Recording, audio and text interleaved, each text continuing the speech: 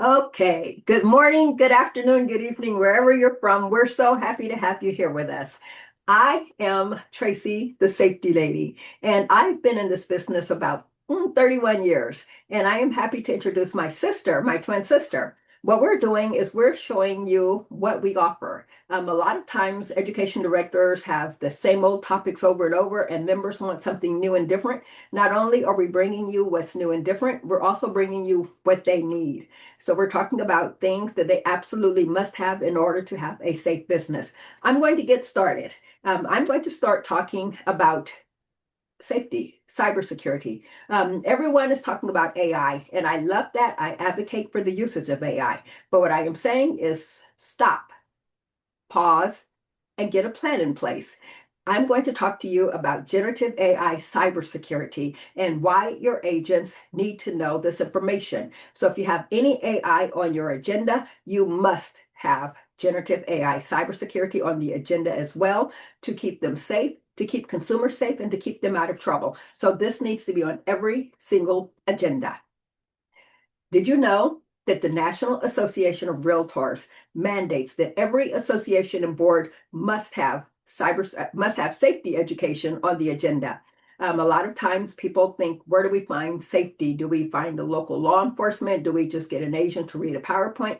I say no. Make it expert-led safety. Again, I've been doing this 31 years. I'm a former agent, and I've learned the secret of including business building with safety. That's how you get agents to show up. I am teaching how to build their business using safety. Did you know that the U.S. Department of Labor considers real estate sales and leasing a high-risk hazardous occupation? Just the nature of the job description makes it dangerous. Meeting complete strangers in empty houses, sitting in empty houses waiting for strangers to come in, and then going to a house of a stranger, knocking on the door, going inside, and locking the door behind them. Those are dangerous occupation. Those are dangerous tasks within the occupation. My job is I have a safe work practices class. I teach how to remove the danger and how to do their job safely and how to protect the consumer. One thing when we talk about AI is everyone's excited. And at this point in the game, agents are starting to employ AI agents.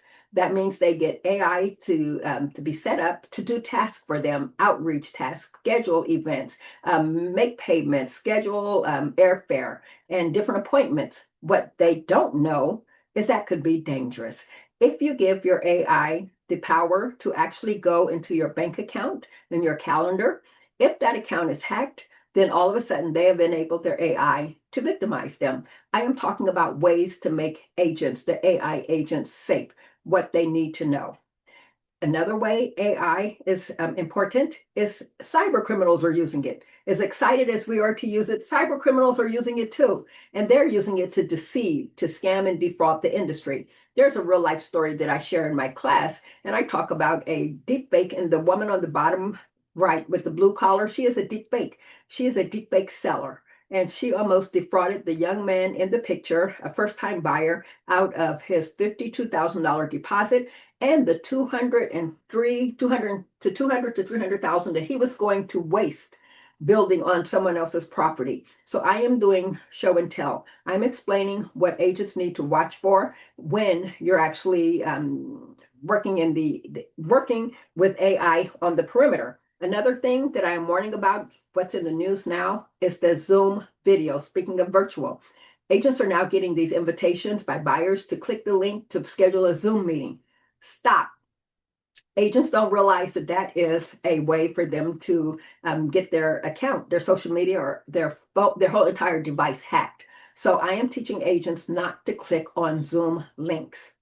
As you all know, after the settlement, agents are now required to have a buyer safety consultation or a buyer agency agreement consultation. I am saying make it a buyer safety consultation. When you're sitting down, talk about the dangers, the AI dangers, the deepfakes, the wire fraud, talk about the dangers that the consumer needs to know about that no one else is talking to them about, and use that opportunity to educate them. And then here's the buyer agency agreement, sign here. At that point, they believe the agent is looking out for them. So I teach that kind of method to convert that event into a way to build loyalty. Now, AI voices on the phone That's a big deal. So agents need to understand that their buyers, their consumers may get a phone call from them, but it could be a deep fake impersonation. The consumer may get a phone call from a lender or title company. You need to educate. Agents need to educate the consumer that that voice may not be who you think you're actually talking to. So this is a part of what you need to do. You need to have they need to have the conversation, and then I provide a standard operating procedure checklist. So I'm saying agents during your consultation with your seller, your listing agreement, your listing meeting, and your buyer agency consultation, say these are the known numbers of people that you need to call if you get a phone call that doesn't quite sound right. So it's an educational process, and again, business building. Cryptocurrency, crypto crimes are a big deal. I wrote an article for Realtor magazine about pig butchering in the real estate industry, how 60 agents were scammed out of $15 million crypto, a crypto scam. And this is when their actual buyer said, I can teach you how to invest in crypto. And I'm telling you, that's an underreported number. So I am educating agents how to avoid crypto scams. And by the way, did you know that buyers can actually use crypto to buy? And that opens a whole new attack surface. That's more opportunities for consumers to get victimized. Agents need to be educated about that. And that's what I do. And I tell them how they can actually educate the consumer. And I guarantee you that puts them in a different place with the consumer, someone who's telling them what they need to know. I'm talking about generative AI and just social media. There's no such thing as privacy. So I'm teaching not to put private information in the tools. If you're creating a consumer report, a seller report, a buyer report, do not put personal, private, or proprietary information in there. No financial data, no personally identifiable data. And virtual staging is a big deal now. I don't know if you know there's legislation that says if you're using virtual staging tools, you must disclose it very clearly. And that's something that a lot of agents are not talking about. In my AI picture here, you can see how agents think they're just enhancing a picture, removing power lines and greening the grass. You need to be very careful, and I'm teaching agents those dangers. With generative AI on the scene, the FTC is involved, NAR is involved.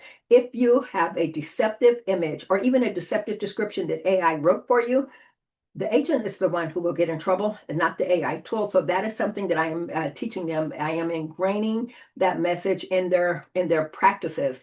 You must take responsibility for the tool. So that means no deceptive advertising. You don't want to violate a code of ethics either. I'm talking about that. All AI images, you must label them. Some of the tools will put a watermark on them, even if not, agents are required to disclose that. And that is something that I am making sure is a part of their regular, everyday practice. You have to fact check everything.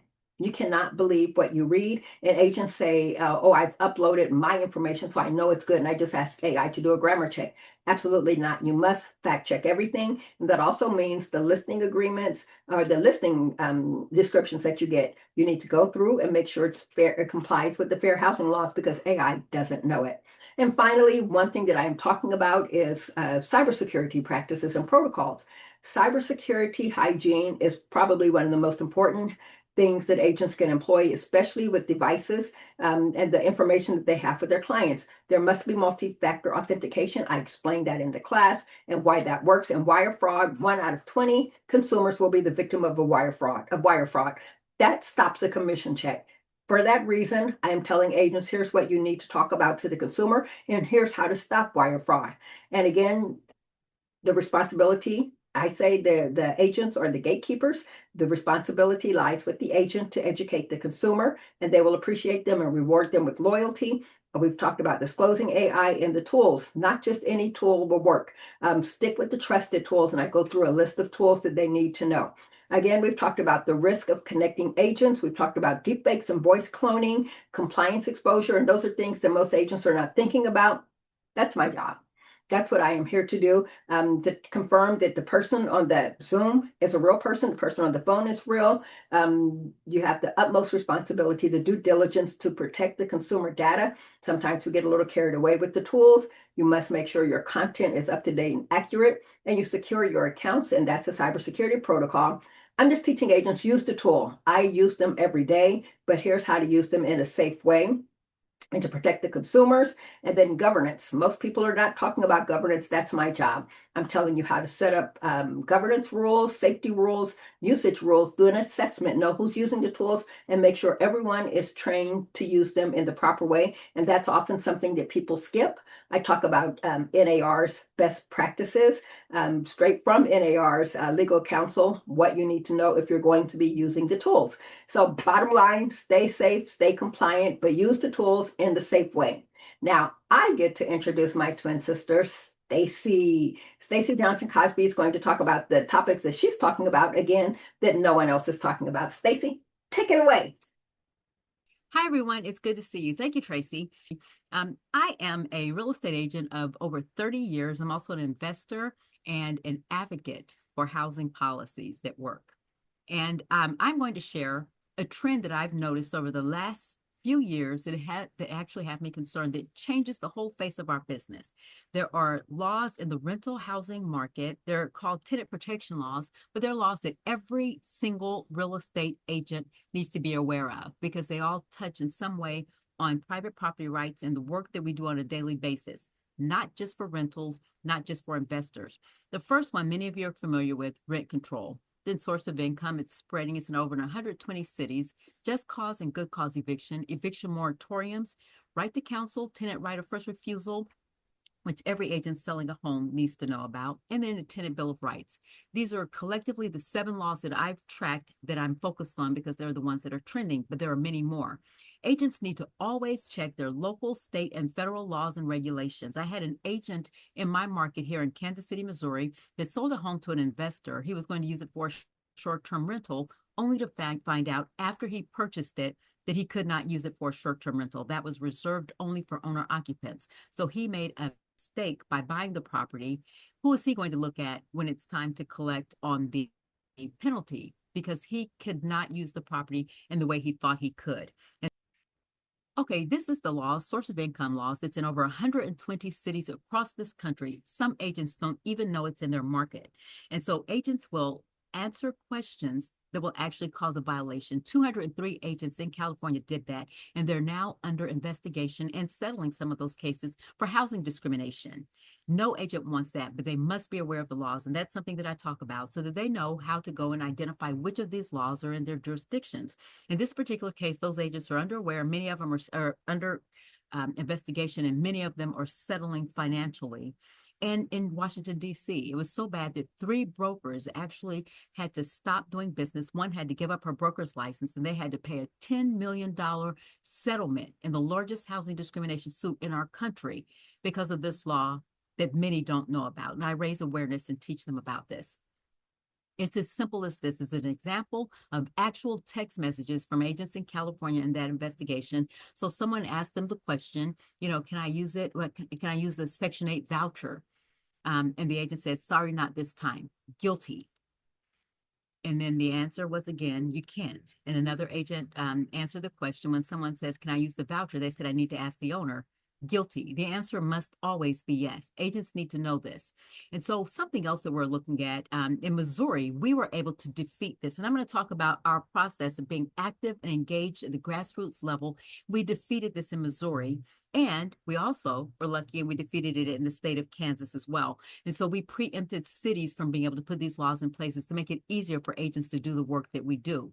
There's another law called good cause eviction, or just cause eviction, which tells housing property owners that you can't remove a person from the property even when the lease is over. And every agent needs to know this, because if you go to put a house on the market, you need to know that this law protects that tenant that's in the place, and you may not be able to get them out. An example is when many times what they have to do is pay the person to leave the property. It's unbelievable that this is happening, but it is. And in cases they're paying people $10,000. The question was, can I, settle with them for $10,000? Should I accept it? And the answer is no. You'll see below where a buyer actually paid a renter $385,000 to get them out of the property that they were buying.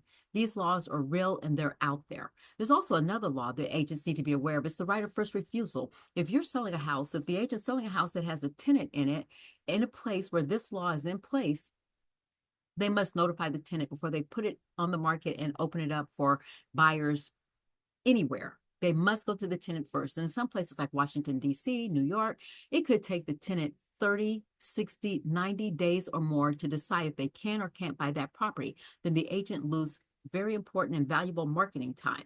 So it's important that they know that law because there are penalties associated if you actually put the property on the market and generate a buyer from outside of that tenant. It's important to know. These are some of the threats that are out there that are looming. These are new laws that are coming in the last several years, and they're intensified now. I don't talk about all of them necessarily, but I do highlight the ones, like I said, that are trending. But they're out there, and every single agent needs to be aware of them as an agent because you're advising buyers, you're advising sellers. And so it's important to know that. And I go over all of the actual laws, and rent strikes are happening as well, where tenants are stopping the rent payments just because they're trying to get leverage in negotiation. Just recently just in the last recent memory, Jeff Bezos was on and he talked about the problem. We always hear about high rents. And the problem for high rents is simply, and he said it best, the cause of high rents is government intervention. The laws and the policies are what drives our costs up because we're going to have property taxes, we're going to have insurance, and then some of these laws that I'm talking about where your compliance steps are going to have to be different and detailed and much different than what you normally do. And so it's important that we build that in. The president of the National Association of Realtors, Kevin Brown, has actually said the same thing. He heard me speak for NAR in November. And what he says that everything I said is true because one of the worst things that can happen is if we don't stop it, it's going to spread to other states. And so in addition to raising awareness, I talk about what we can do to stop these laws and to engage with our elected officials and policymakers to make sure they know the impact of the legislation. And so he's exactly right. And it is a focus that I have. And the next topic that I talk about is real estate agents retiring. How many agents do you know that have actually officially retired and had a retirement celebration in their office? Not too many of them. And so my goal is to make sure we change that because we don't have the pensions and the retirement accounts, but we can build that and create that ourselves with a product that we know well. Warren Buffett said that risk comes from not knowing what you're doing. We know real estate. That's our product. And we can use real estate in order to retire like I've done. And my husband retired 8 years ago as a result of us investing in real estate and our portfolio performing for us. And we're providing housing. And we also have retirement income. I'm not retired yet, but it's an option for me. The property is the asset. And what I teach agents is this is indeed the case. And that we get money from the property in 5 different ways. And I talk about that and we all know it. We just need to put it into practice for ourselves. And it's a tool that they can also use for their clients that are looking for different ways to invest or when they're retiring, looking for ways for retirement income. And I also tell them how just 7 properties can make you a millionaire. It worked for us. And so I walk them through step by step with a plan. And then I also use real life case studies of situations that I've actually done. Some of the projects that we've had, I share that with them. And here's one of the properties that we've owned. So I walk through and do actual case studies and tell them how we actually build our plan to retire step by step, one property at a time. Tracey. Okay, and finally, Stacey and I have partnered on something a little different. Don't you think your agents would love the opportunity to be on TV in their market, to be written up in the paper, to be featured on podcast as an expert? That's what we're teaching. Both of us have been lucky enough to be featured in the media.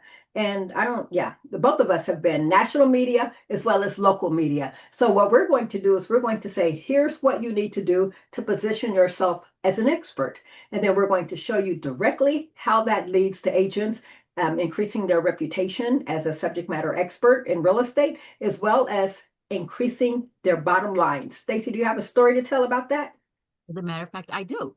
I just recently, in the last year, because I interviewed on the news, the local media, when there are housing issues, particularly around rental properties, they'll call me and they'll interview me. It's so easy. And they pass my name along to other reporters that are coming in as well, because I've built up a reputation with them. And they know that when they interview me, that I'm going to give them topical and important facts. And so I had an architect that saw me on the news months before call me. He was working with a builder that was putting together a 100 home subdivision, a new home subdivision, and he brought me to the actual owner. We scheduled a meeting, and the owner hired me to actually help him sell the project. Now, I didn't get off the ground yet, but that happened. And there are some other cases where I've had buyers say, I saw you on the news, so I know you know what you're talking about. So it's something that credibility build is instant, and people actually will recognize me in stores and different places I go, because it's important for me to make sure that there's a voice for